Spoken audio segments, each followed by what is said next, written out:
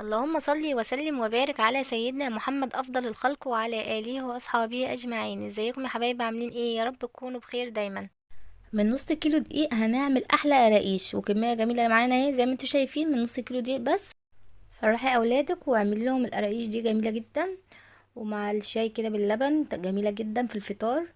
جو الشتا بقى وعايز الحاجات دي. يلا بينا نعملها مع بعض بطريقه سهله وبسيطه جدا. وهنعملها اقتصادية بالزيت. يعني لو ما عندكيش سمنة هتعمليها بالزيت وهتطلع معاكي ممتازة. يلا بينا نسمي الله ونصلي على الرسول ونعملها مع بعض بطريقة سهلة وبسيطة جدا. معانا هنا كوباية زيت وكوباية لبن. معلقتين سمسم. قطعة خميرة بيرة، لو عايزة تعملي بخميرة فورية بتحطي معلقة ممسوحة، يعني مش مليانة قوي، عشان نص كيلو. ومعلقتين سكر، ونص كيلو دقيق. يعني مقادير بسيطة جدا. لو انت مش عايزة تعمليها كلها بالزيت اعملي نص سمنة ونص زيت.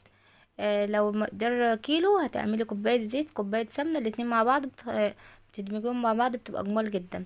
يعني هنا بالزيت هتطلع معاكي خفيفة وجميلة جدا وهتدعيلي. بس ما تنسيش اللايك لو عجبتك، جربتيها وعجبتك ما تنسيش اللايك. هنا يا حبايبي هنبدأ نص كيلو دقيق. هنفضيه في بولة كده زي ما انتوا شايفين، ونحط عليه السمسم، المكونات الجافة مع بعض، والسكر. وهنبدأ بقى هنا الخميرة البيرة اول بندوبها بحبة لبن ورشة ملح بسيطة جدا، بتظبط معاكي العجينة رشة بسيطة. هي معجنات يعني رشة الملح دي لو حتى معجنات حادقة او حلوة، بترشي رشة ملح بسيطة بتعدل معاكي العجينة. مكعبات الخميرة بقى هنعملها بقى ايه، ندوبها في حبة لبن كده عشان تدوب معانا، ما نحطهاش يعني ايه صحيحة كده في الدقيق.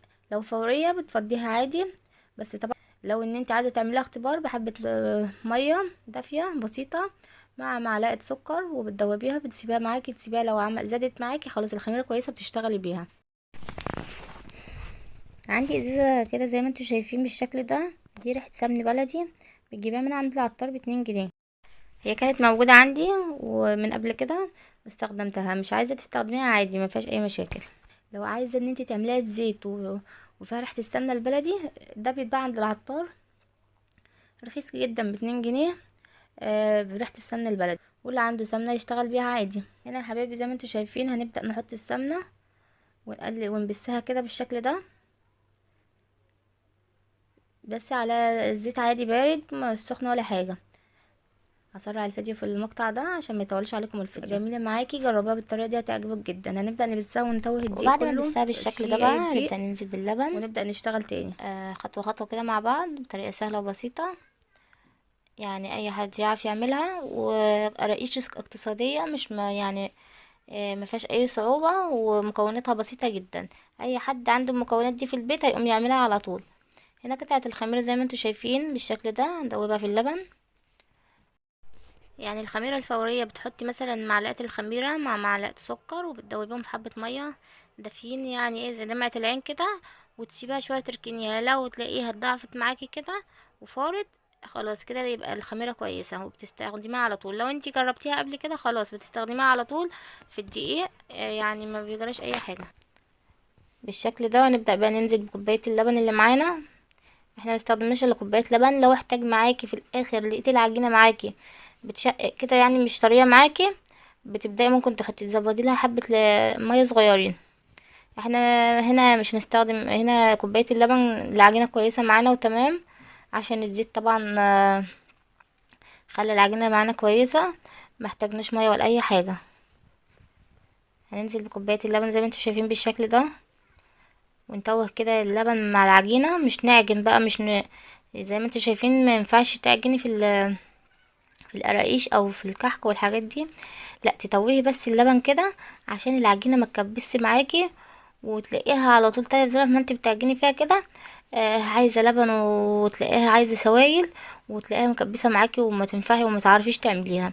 الخطوه دي مهمه جدا، لازم ان انتي تتوهي كده بالشكل ده. انا حبيت اجيب لكم الخطوه دي عشان ما تعجنوهاش وتدوسوا عليها كده جامد في العجن، ما ينفعش.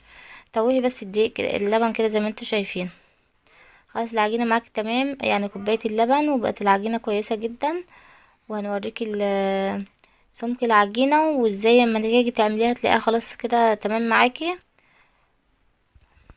ويا حبايبي اللي محطش بقى لايك يحط لايك كده عشان يشجعني كده والقناة تكبر بيكم.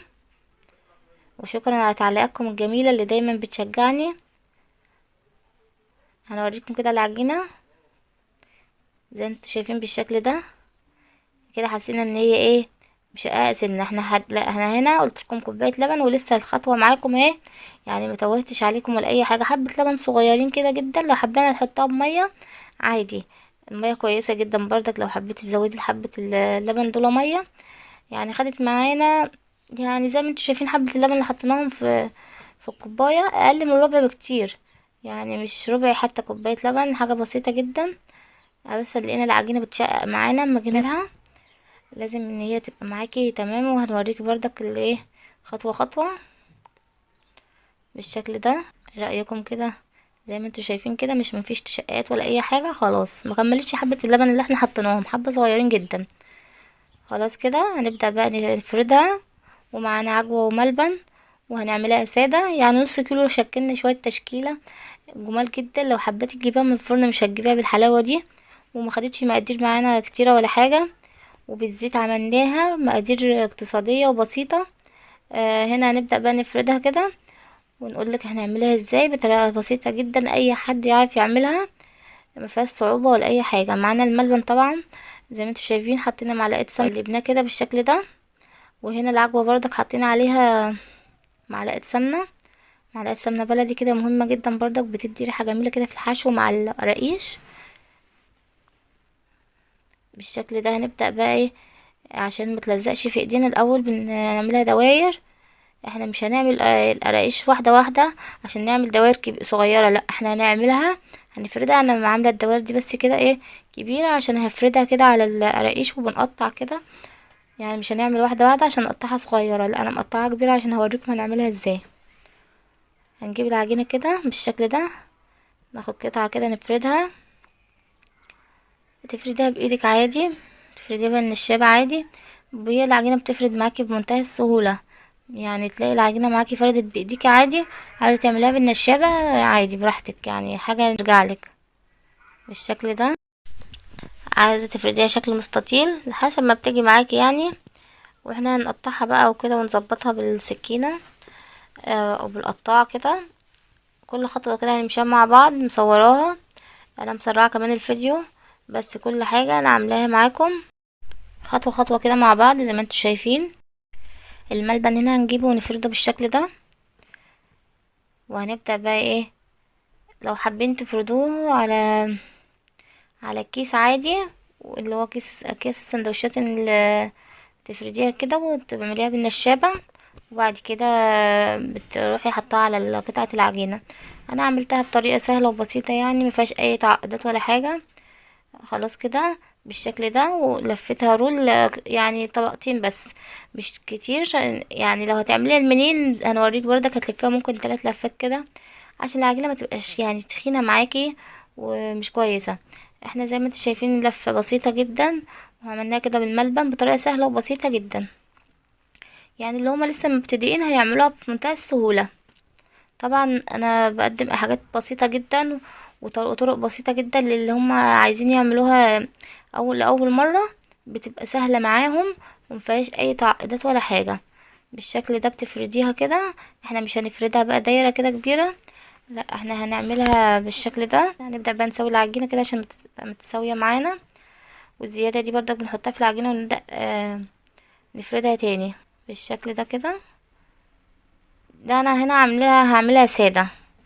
سادة هنا السادة زي ما انتوا شايفين بالشكل ده، سويتها على اساس ان انا هعملها سادة. انا عامله الفيديو ده من بدري شوية بس يعني ايه انا كده ايه بقول لكم كل طريقة كده كل خطوة، وهي كمان اللي هو الفيديو كمان بيشرح نفسه بالشكل ده. بنبدأ بقى نفردها كده يعني بتبقى سمكها يعني عالي سنة بسيطة عن اللي انت بتفرديها على بعضها بالسمك اللي انت يعني حوالي كده 2 سنتي كده. وبنعملها صوابع كده ونقطعها كده سمك واحد عشان تبقى متساوية معانا بالشكل ده. ومعانا قطعة كده مشرشرة بتدي شكل جميل جدا للحروف بتاعتها. القطعة دي طبعا متوفرة في الأسواق وكده يعني الأدوات اللي هي الأدوات المنزلية البسيطة بتلاقيها موجودة في كل مكان يعني. وفي القطعة التانية حبيت أوريكم الاتنين القطاعة دي، ودي هي اللي بتدي الشكل اللي هو المشرشر بالحروف اللي هي بتاعتها دي بالشكل ده. بتبقى جميلة جدا. خلاص كده يا حبايبي، اهم حاجة اللي محطش لايك بقى يحط لايك ويشترك في القناة لو الفيديو عجبكم. وهنا هنعمل معاكم واحدة سادة تاني، بس نسرع الفيديو بسرعة كده. اللي ما شافش في اللقطة الأخيرة دي يشوفها في الوقت ده بالشكل ده. نعملها مستطيلة كده العرض بتاعها رفيع جدا، يعني زي ما انتم شايفين بالشكل ده. هنبدأ يا حبيبي بعد ما عملنا كده بالشكل ده، نبدأ بقى نقطعها بقى صوابع كده، نعمل حبة رقيش سادة، وبعد كده نعملها بالعجوة معاكم. هنسرع الفيديو بسرعة عشان ما نطولش عليكم الفيديو. ايه رأيكم بقى في القرقيش الجميلة دي؟ وعملنا كمان قطعة كده بالملبن معاهم. هنا هنخلص كده، نبدأ بقى نعمل حبة بالعجوة كده بالملبن، جميلة وخفيفة جدا. هنخلص كده الكمية اللي معانا، يعني هي نص كيلو ما شاء الله، قطع معانا كمية كتيرة بالشكل ده. هنخلص كده ونعمل واحدة بالعجوة كده معاكم عشان تبقى شفتوا الطريقة في العجوة والملبن والسادة. هنسرع الفيديو شوية عشان ما نطولش عليكم. هنا بالعجوة هنبدأ نفردها شوية، نعرضها شوية كده عشان بنلفها طبقتين كده او 3 على حسب العجينة معاكي. هنعملها منين كده بالعجوة، بيديك شكل جميل كده جدا، ومش هنتقلها معانا، يعني مش هتبقى تقيلة قوي، هتبقى وسط وهتبقى تطلع معانا ممتازة. هنا قطعة عجوة كده بنفردها، حابين تفردوها الاول على كيس كده تبقى يعني العجوة ما شاء الله معانا كويسة ومبتلزقش معانا قوي. هنبدأ هنا كده، حطينا حاجة بسيطة جدا. هنبدأ بقى نلفها رول كده، بس ما تخليش يعني ايه يبقى عالية معاكي، عشان لسه الخمر كمان احنا هنعملها كده بس ونبططها كده عشان ما تبقاش يعني تخينة معانا بالشكل ده.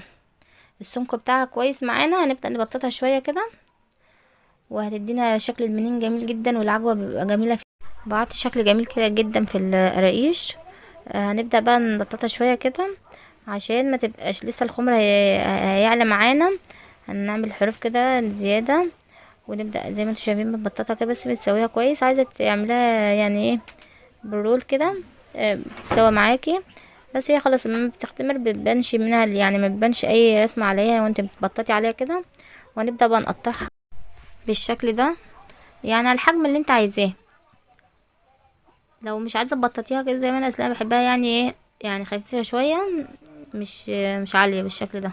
لو مش عايزه تبططيها لفيها رول وقطعيها على طول، يعني اللي حابب يعني ايه على حسب اللي حابب الشكل، يعني الشكل ده يرجع لك. وهنبدا بقى نرصها في الصواني. يعني الصواني طبعا بتبقى مدهونه دهنه بسيطه جدا، منديل مطبخ كده، وتبداي تمسحي كده بس الصاج، ما بترشيش عليه سمنه ولا زيت ولا اي حاجه، منديل مطبخ وزيت كده، وبتروحي دهنه الصواني. ولو حابه كمان تعمليها زي ما قلت لك بالطريقه التانية، ولو حابه تعملي العجوه كمان في الكيس تفرديها كده بالنشابه، هنقول لك بردك الخطوه دي. هنقولها لك. فردين هنا العجينه زي ما انتم شايفين، وهنبدا بقى قطعه العجوه نفردها بقى كده على الكيس. ونبدا بقى نطبق عليها الكيس كده، او حطي كيس عليها تانية، بس هي عشان قطعه صغيره بقى انا هطبق عليها الكيس كده وافردها بقى بالنشابه بالشكل ده. يعني جبت لكم كذا طريقه، واللي مش عارف يعملها بالطريقه اللي عملتها في الاول يعملها بالطريقه دي، سهله برضك. وما يعني ايه لو العجوه مثلا سايحه معاكي ما تلزقش في ايدك، مش هتقعدي تبططيها كده بايدك زي ما انت شفتيها، بس العجوه كانت معايا جميله عشان كده عملتها بالطريقه دي. حبيت برضك اقول لكم الطريقه اللي انت ممكن تلي بيها بطريقه سهله وبسيطه من غير ما العجوه تلزق معاكي. تفردي العجوه بالشكل ده لو كمية كبيرة، وتفرديها بقى تحطي كيسين يعني كيس من تحت وكيس على العجوة من فوق، وتبدأي بقى ايه تفردي بالنشابة بالشكل ده. هنبدأ بقى نحطها على العجينة ونوريكم ازاي. حبيت اقول لكم الطريقة دي برضك عشان تبقى سالكة معاكم، مفيش اي تعقيدات يعني معاكم بالشكل ده كده، جميلة جدا بدل ما تقعدي تبططيها بايدك وتلزق في ايدك. خلاص كده يا حبايبي. وهنا العجوة كمان مفرودة كويس احسن ما بتفردها بايدك. هنبدأ بقى هنا العجينة معانا عشان كبيرة شوية، عن العجوة كده. هنبدأ بقى نقطع الجوانب كده، الأحرف بتاعتها، ونبدأ بقى نلفها رول بالشكل ده. خلاص كده يا حبايبي قطعناها، ما بططناش عليها، عملناها كده زي ما هي رول ورحنا مقطعينها على طول. وهنا بنعملها ملبن. يعني انا جبت لكم كده ايه، يعني طولت عليكم الفيديو شويه معلش. وشكرا يا حبايبي على كل اللي شاهد معايا الفيديو، ويا رب الفيديو يكون عجبكم. ولو عجبكم الفيديو بقى ما تنسوش تشتركوا في القناه وتعملوا لايك، وجزاكم الله كل خير. اللي اشترك عندي كده يشرفني في قناتي، ويا رب كده قناتي تعجبكم، وكون يعني حاجات كده بتستفادوا منها، ولو حتى معلومة بسيطة.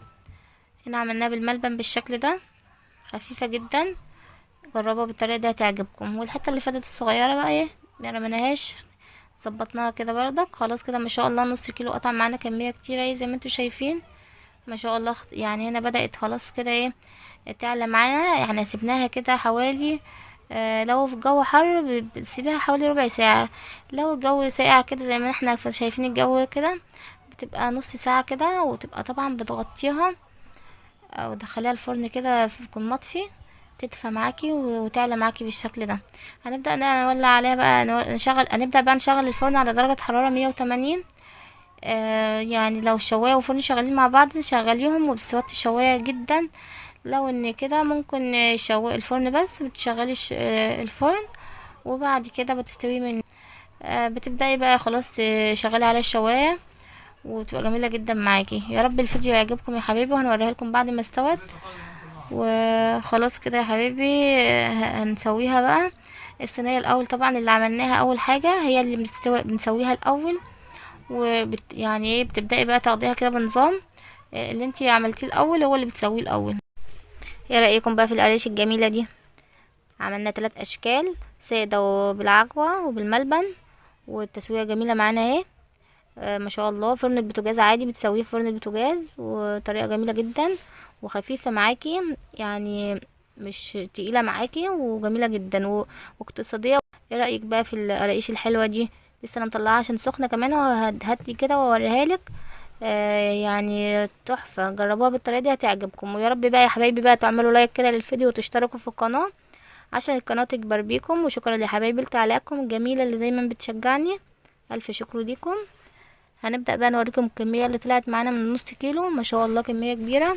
لو حابين تعملوها هتبقى اوفر لكم واقتصادية، احسن ما بتجيبها من بره، مش هتجيبها بالجمال ده. وطريقة سهلة وبسيطة جدا، وعاملاها بطريقة قدامكم سهلة. في اي حد اللي لسه مبتدئين هيعملوها بطريقة سهلة جدا. ايه رأيك؟ ما شاء الله. هنطلع فيه صينية في الفرن كده، هنطلعها ونوريكي كمان الكمية من نص كيلو. عملنا احلى قراقيش. اللي ما عملش لايك بقى يعمل لايك ويشترك في القناة عندي فضلا وليس امرا. شاهدوا الفيديو وشوفوا الفيديو لو عجبكم. يعني ايه اعملوا اعجاب بالفيديو. لو ما عجبكمش الفيديو حاجة ترجع لكم. هنا ما شاء الله خلصنا كده يا حبايبي، ما شاء الله نص كيلو. عملنا احلى قراقيش وسويناها بالطريقة دي. يعني التسوية جميلة جدا، وملبن خفيفة ازاي ومش تقيلة قوي. وقطعت معانا كمية يعني اما انتي ما تخففيها بالشكل ده بتقطع معاكي كمية كتيرة، ومحشية كمان زي ما انتوا شايفين بالملبن وخفيفة. ايه رأيكم؟ وهيسة جميلة جدا. شوفي يعني هي لسه كمان سخنة معانا. ودي اللي هي السادة، جميلة جدا، يعني مقرمشة في نفس الوقت وهيسة كده، وطعمها جميل جدا. وفي نهاية الفيديو بنقول لكم مع السلامة، دمتم في رعاية الله وأمنه. السلام عليكم ورحمة الله وبركاته. في حفظ الله يا حبايبي. باي باي.